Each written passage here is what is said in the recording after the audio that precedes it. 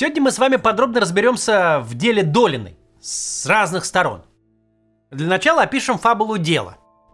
1,5 года назад, весной 24-го, мошенники связались с певицей Ларисой Долиной.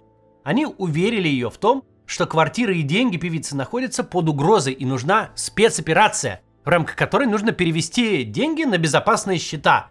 Причем все, которые у Долиной в тот момент в наличии были, 175 миллионов рублей. А заодно и квартиру продать. Квартира в Хамовниках была продана Полине Лурье за 112 миллионов рублей, которые та взяла в ипотеку. Деньги эти также были переведены мошенникам. Долина считала, что сделка происходит фиктивно под контролем силовиков. Суммарно, с учетом сбережений, квартиры и комиссионных, Долина лишилась 317 миллионов рублей. По всей видимости, примерно всего, что у нее было. Когда же мошенники ожидаемо исчезли со связи, Долина подала иск в Хамовнический суд с требованием признать сделку купли-продажи недействительной, ведь она находилась под влиянием мошенников. На этом моменте заурядная, в общем-то, по нынешним временам история, таких немало, начинает превращаться в нечто совершенно иное. Хамовнический районный суд встал на сторону Долиной и лишил добросовестную приобретательницу Лурье квартиры. Причем лишил безо всякой компенсации. Суд отказался применять двухстороннюю реституцию. Деньги за квартиру, по мнению суда, должна возвращать не Долина, а мошенники. Потому что именно они фактически получили средства. В результате решения суда Полина Лурье осталась и без квартиры, и с ипотекой. Московский городской суд засилил решение нижестоящей инстанции, породив новую практику. Теперь продавец жилья может ссылаться на тяжелое душевное состояние, внешнее влияние и таким образом отбирать жилье у покупателя. Практика эта приняла масштаб эпидемии. Лихие граждане пенсионного возраста пошли продавать свое жилье наивным покупателям, а следом отсуживать его назад. По официальной статистике судебного департамента, всего за 2024 год было рассмотрено 3118 споров об оспаривании зарегистрированных прав на недвижимое имущество. Мы не знаем, сколько из них касались именно ведомых мошенниками пенсионеров. Из этих исков удовлетворено полностью 2130, частично 287. Примерно 77% дошедших до суда исков удовлетворили в прошлом году. Уже более 3000 семей лишились квартир по этой схеме Долиной. Прямо сейчас в судах первой инстанции находится вообще около 10 тысяч подобных дел. На апелляции порядка 8 тысяч. Замначальника Следственного департамента МВД Даниил Филиппов говорит, что в 41% дел покупатели остаются и без жилья, и без денег. Все стало настолько скверно, что в объявлениях о продаже жилья возникла отдельная приписка «Собственник не пенсионер». Теперь еще нужно уточнять, что собственник не звезда. Певица Слава, пытавшаяся продать квартиру, записала по этому поводу яростный шортс. Посмотрим. Знаете, если честно, меня прям трясет, я прям говорить нормально не могу. Мне звонит мой риэлтор, с которым я работаю 100 тысяч миллионов лет. Я максимальный человек закона, вот максимально работаю всегда по ноте закона. Все налоги, все. Я не обращаюсь к каким-то сраным риэлторам, которые людей, и потом эти же бедные люди отдают деньги и, оказывается, остаются без денег. Ну, Ларисе нули квартиру. Вообще ситуация, я не хочу в нее влезать, но я хочу вам сказать, что просто мне говорят, так, еще мало того, что надо все наркодиспансеры пройти, надо еще записать сделку на видео, и у тебя будет допрос, нормальный ты или нет. Просто я в полном... Долину отменяют везде и всюду. Масло в огонь подлило ее участие в рекламе жилищной лотереи. Певица превратилась в мем и генерирует вокруг себя такую ненависть, которую прям давно не видно было. У нас к вам секретное поручение. Вы человек в этих вопросах опытный. Летите в США. Возвращайте Аляску и Калифорнию. Мол, тогда все напутали, мошенники царей обманули. Сделку надо откатить. Служу России. Кроме покупательницы Лурье, которой теперь жить без квартиры и отдавать банку деньги, пострадали еще и рядовые дропы. Те, на кого были оформлены сим-карты и банковские счета, куда переводила деньги Долина. Балашихинский районный суд приговорил 4 фигурантов по части 4 статьи 159 к срокам от 4 до 7 лет. Организаторы же преступления, реально получившие деньги, ожидаемо не найдены. Понятно, почему поведение Долиной в данном случае вызывает такую ненависть. Она явно воспользовалась связями и мало того, что лишила честного приобретателя жилья и денег, но еще и полностью испоганила практику по таким делам. Но в реальности проблема-то не в Долиной. Любой человек, ставший жертвой мошенников, попытался бы что-то с этим сделать, звонил бы по всем знакомым и шел бы в суд. Но причиной того, что схемы мошенничества приняли характер эпидемии и под них попадают все подряд, причиной этому стали проблемы российского государства. Так давайте разберемся, что к чему. Перед тем, как начнем, только напомню, в описании мы собрали способы, как вернуть себе нормальный интернет в России без ограничений. Среди таких способов Liberty VPN, которые предлагают бесплатный период на 30 дней и без привязки к карте. Попробуйте и посоветуйте знакомым.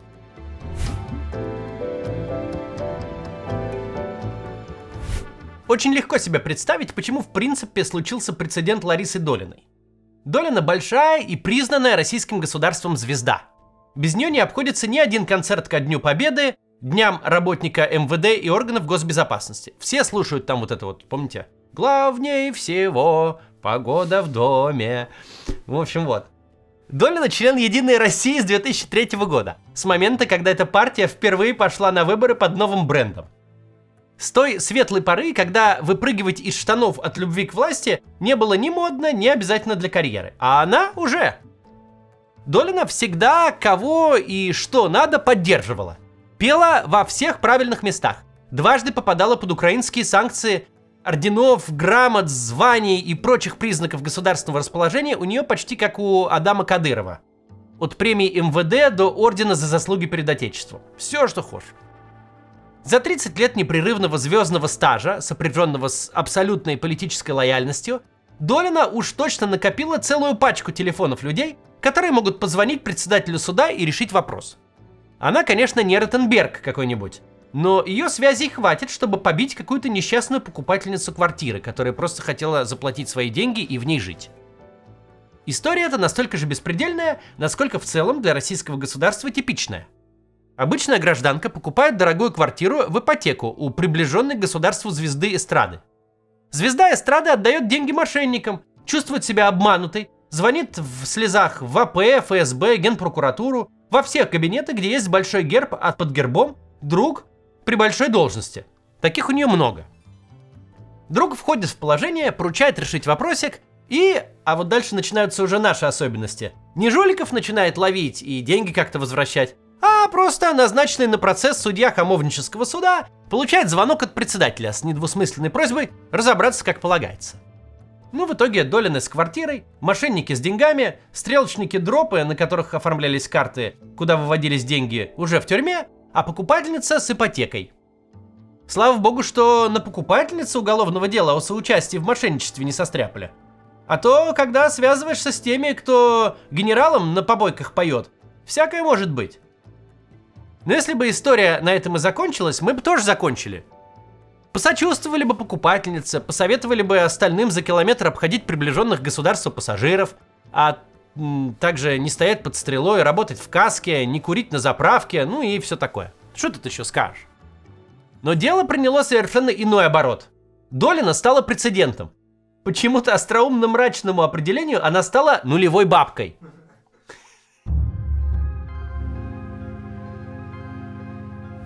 Оказалось, что так можно.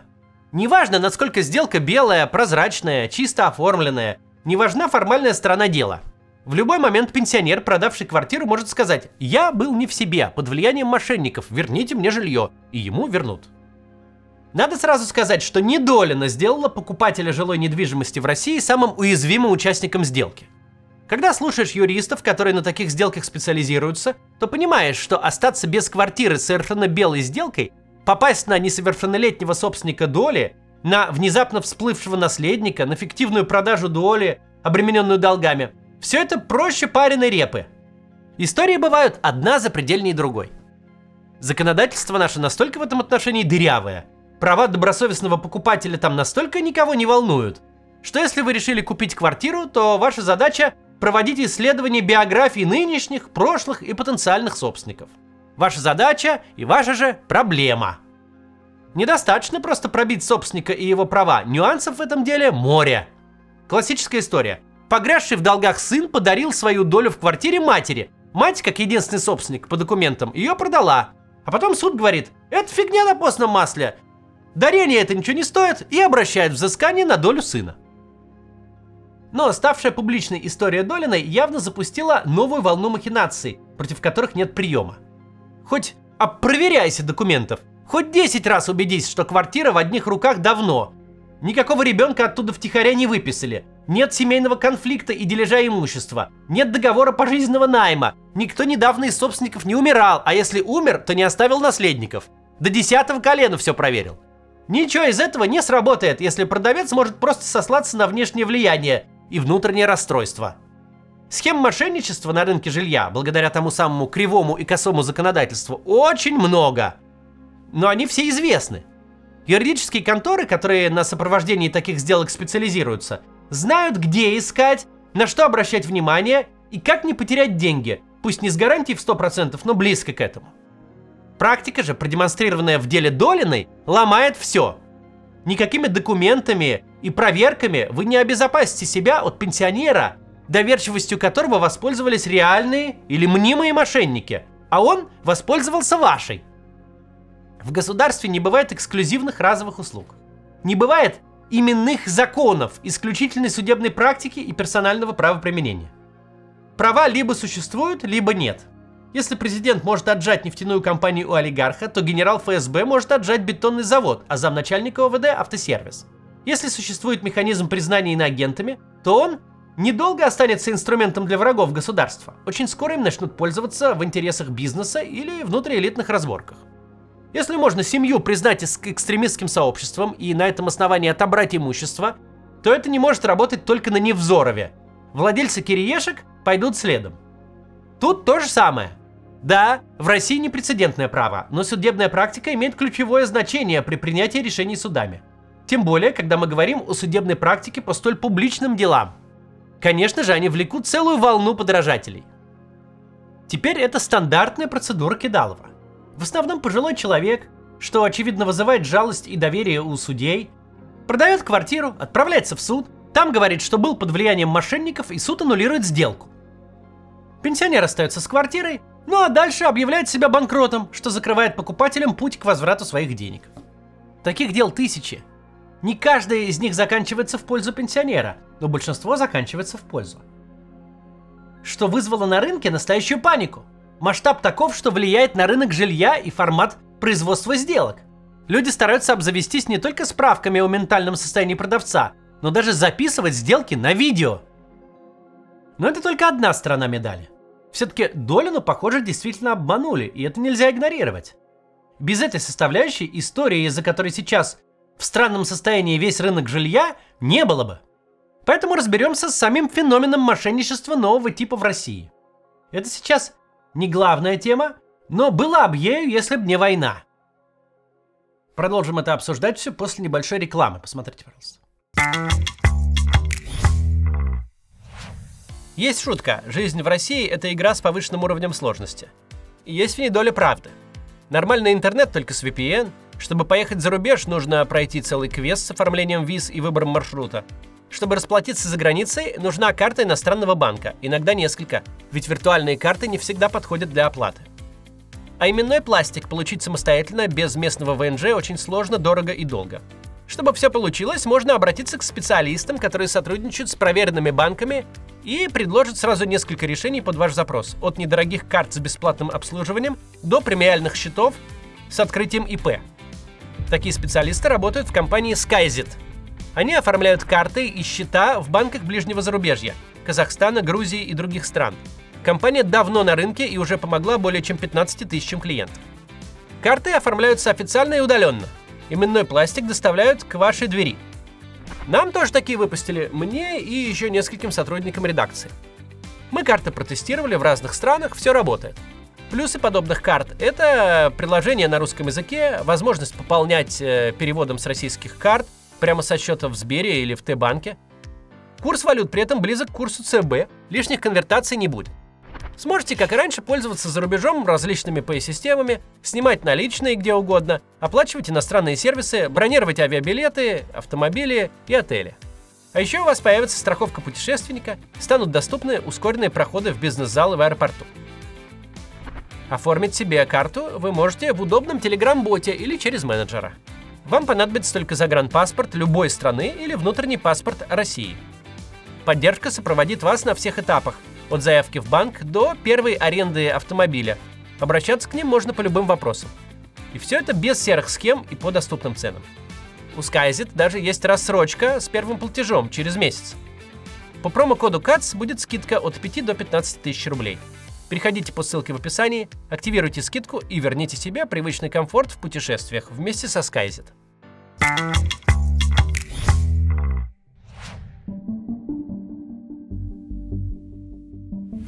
Спасибо, что смотрите рекламу, она позволяет каналу оставаться независимым. Продолжим наш сегодняшний трактат. Россия находится в мировом тренде, где преступность, с одной стороны, объективно снижается в целом, но с другой быстро трансформируется. И это важно знать для сегодняшнего разговора. Классическая имущественная преступность, квартирные кражи, уличные грабежи, разбойные нападения на магазины, все это за последние лет 15-20 морально устарело. И потому что совершенствуются камеры и системы безопасности. И потому что каждый добровольно носит в кармане то, что раньше носили только сидельцы под домашним арестом. Смартфон — это устройство постоянного слежения. Всю историю перемещения его владельца можно узнать в любой момент. Но в первую очередь классическая имущественная преступность устарела потому, что лишилась экономической базы. Основные ценности превратились в нули и единицы на далеких серверах. Что банковские счета, что криптовалюта, что ценные бумаги. Абсолютное большинство всех транзакций и почти без исключения все крупные транзакции происходят в безналичной форме. В более или менее благополучных странах царит потребительское изобилие. Нет проблем ни с ассортиментом, ни с доступностью одежды, обуви, бытовой техники и электроники. В этом мире все сложнее украсть что-то действительно ценное из квартиры, машины, кошелька или сумочки. У Ларисы Долиной, ну или вот у миллионера, в кармане наличных может быть не больше, чем у пенсионерки. Телефон с доступом к счету на миллионы в чужих руках превращается в блестящую подставку под мыло. Что сегодня можно украсть в квартире? Даже в зажиточной. Ну, может, телевизор 8К, 2 метра диагональю со всеми непроизносимыми технологиями в комплекте там найдется. Но он был крутым на полке магазина. Там он стоил 500 000, когда стоял там новенький, в коробке. Когда кто-то, запыхавшись и врезаясь во все стены, смог его на себе утащить, краденое стало просто БУ телеком сомнительного происхождения, который теперь ощутимой доли своего ценника не стоит. Даже его перевозка от обворованной квартиры до места сбыта может не окупиться, не говоря обо всех накладных расходах такого предприятия. Давно вы видели мужчин с золотой цепурой толщиной в палец? Или с перстнями размером с мандарин? Женщин золотом с ног до головы обвешанных? Очень мало стало людей, с которых можно снять универсальную ценность, отнести ее в ломбард и месяц кутить всей бандой на вырученное. Преступления по типу 90-х нулевых, по типу снять с подростка кроссовки, упираются в тот простой факт, что ношеные кроссовки в нашем мире мало кому нужны, будь они хоть Луи Вьютон.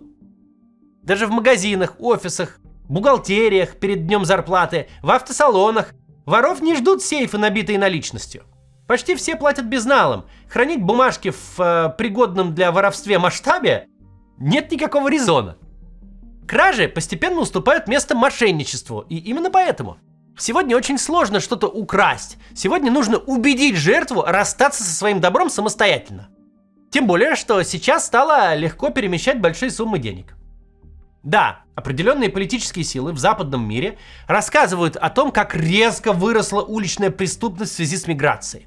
Но цифры тут однозначны. Хотя после ковида случился рост таких преступлений, сейчас их меньше, чем было в доковидном 2019 году. А вот число меньшинств же растет уверенно и существенно. Все это дело, то есть увеличение количества преступлений, связанных с мошенничеством, это общая проблема для всего мира, и она будет лишь усугубляться. Во-первых, из-за всеобщей прозрачности, благодаря слитым базам, торговле информацией, соцсетями, сегодня в 5 кликов и за 3 копейки можно узнать о жертве столько, сколько 20 лет назад не могли узнать и близкие родственники. В результате можно позвонить жертве и выдать столько информации про человека, что тот поверит в любую легенду. Во-вторых, число мошенничеств растет из-за развития технологий.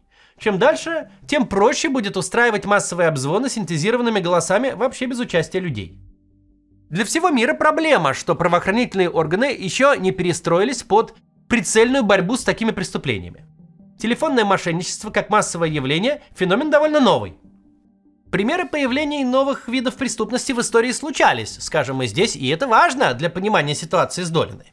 Так вот, в начале 20 века с урбанизацией появился новый феномен – хулиганство, мелкая уличная преступность. Ее не было ни в деревнях, ни в средневековых городах, ведь там все друг друга знали, и новый вид преступности заставил перепридумывать всю систему общественного порядка. Сегодня правоохранительные системы во всем мире настроены на борьбу с устаревающими формами преступности. Настроены на борьбу с кражами и разбоями. Преступность же переходит постепенно в онлайн.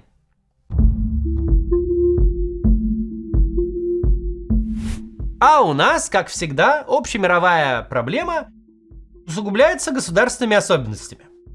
Эпидемия мошенничества в нашей стране приняла настолько запредельные масштабы, что почти любой звонок с незнакомого номера людьми трактуется однозначно как звонок от мошенников.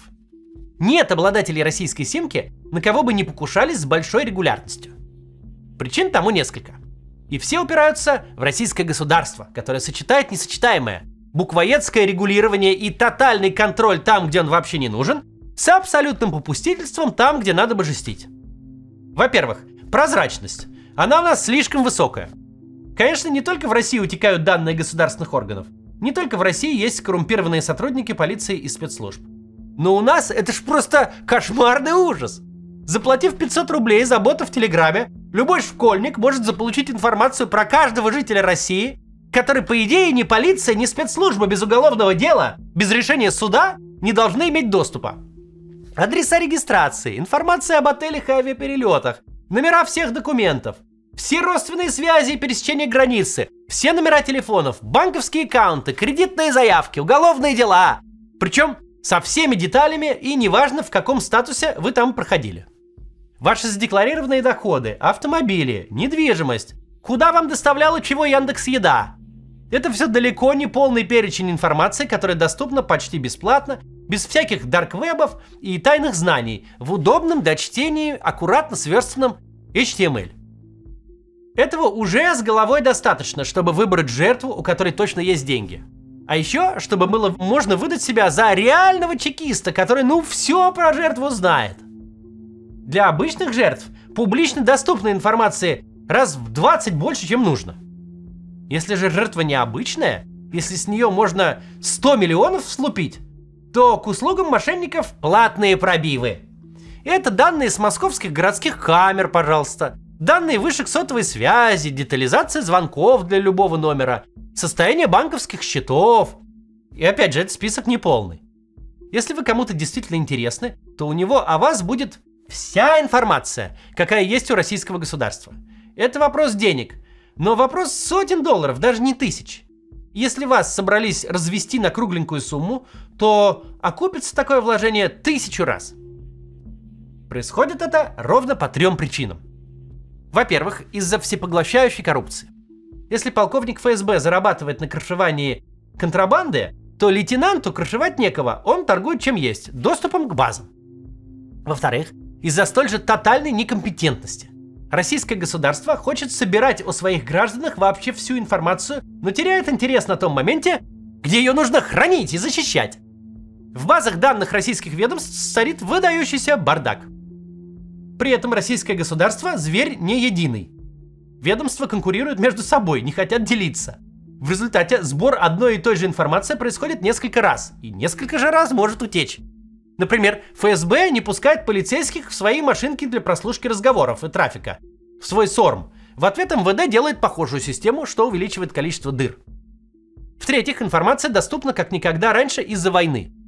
Да, война сделала россиян очень прозрачными. Появилось такое государство, в котором России можно вредить как угодно, и максимум, что тебе за это грозит, это орден Богдана Хмельницкого. Государство, причем с не менее технически продвинутыми гражданами, нежели у нас. С гражданами, отлично понимающими наш контекст и говорящими на русском языке. Это вам не северокорейцы.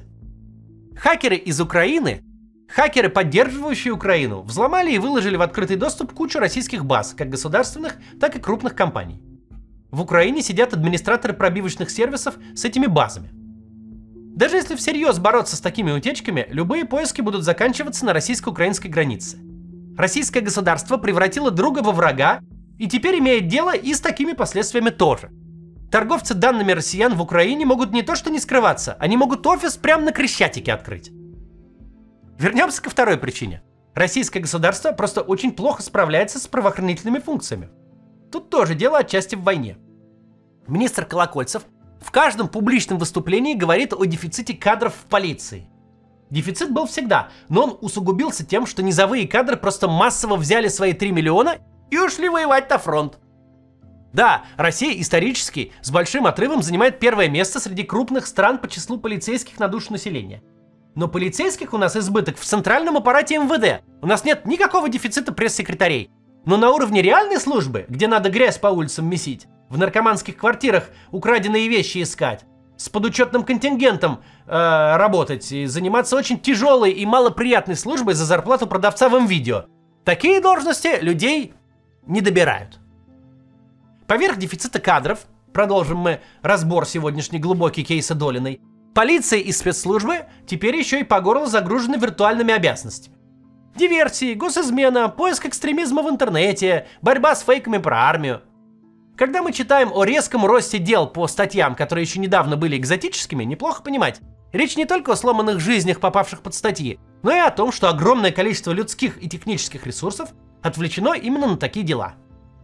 Силовая машина жестко мотивирована на политику. Это главный KPI. Обманутые мошенниками люди не приоритет. Например, мое дело, где меня судили заочно, несколько месяцев вел следователь по особо важным делам отдела по расследованию киберпреступлений и преступлений в сфере высоких технологий. То есть как раз тот, кто должен был бы кибермошенников ловить. Очевидно, в это время кибермошенников он не ловил. Никто не будет упарываться и кого-то изо всех сил искать. Полиция и спецслужбы в этом смысле с начальством солидарны. Гораздо удобнее искать комментарии во ВКонтакте или вот анализировать мое видео на Ютубе, чем заниматься следственной работой. Если вас интересует судьба того самого следователя по особо важным делам, то что-то после моего дела он ушел в адвокаты. Не знаю почему.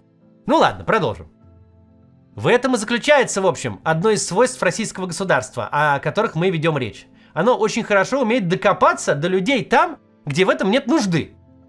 Найти 500 рублей доната ФБК или украинской гуманитарной организации, обнаружить упоминание однополых отношений в музыкальном клипе – это всегда пожалуйста. Когда в России была последняя волна митингов после возвращения и посадки Навального, когда были попытки антивоенных протестов, мы убедились, государство в этом деле вообще не ленится. Надо каждого вычислить по камерам, каждому прислать наряд, на каждого сшить протокол, каждого осудить, каждому выписать сутки и штрафы. Надо? Так пожалуйста. Государство не жалеет ресурсов ни МВД, ни судов, ни ФСБ. Мы понимаем, что с начала войны ситуация сильно усугубилась. Теперь правоохранительная система нагружена новой порцией несвойственных ей задач. Диверсантов ищи, госизменников выдумывай, подследственных на подписание контракта мотивируй. Вояки еще с фронта возвращаются, в числе которых бывшие зэки, и активно совершают новые преступления. Российское государство в целом от войны перегружено. Полиция же и спецслужбы тут не исключение. Дополнительную нагрузку создают, опять же, мошенники на территории Украины, где им никто не препятствует. Проблемы от появления врага возникают у обеих сторон. В итоге получается, что бороться с 500-рублевым донатом силовые структуры отлично умеют, а с миллиардом рублей, которые ездят не через крипту, а через легальную банковскую систему, ничего поделать не могут. Еще одна причина заключается в откровенно наплевательской политике банков. Опять же, изумительное сочетание строгости с наплевательством. У нас совсем немало случаев блокировки переводов на 5000 рублей, там блокировки карт за подозрительные операции в форме оплаты самых обычных услуг и сервисов в интернете. При этом банки совершенно не смущает, что пенсионерка, которая больше 20 тысяч в месяц не тратила никогда, вдруг переводит миллион на неизвестный доселе счет. Почему такое вообще может произойти? Это огромный вопрос и к банкам, и к банковскому надзору, и к Росфинмониторингу, которые хорошо умеют доколебаться до мышей, заблокировать деньги, но не замечают массового мошенничества.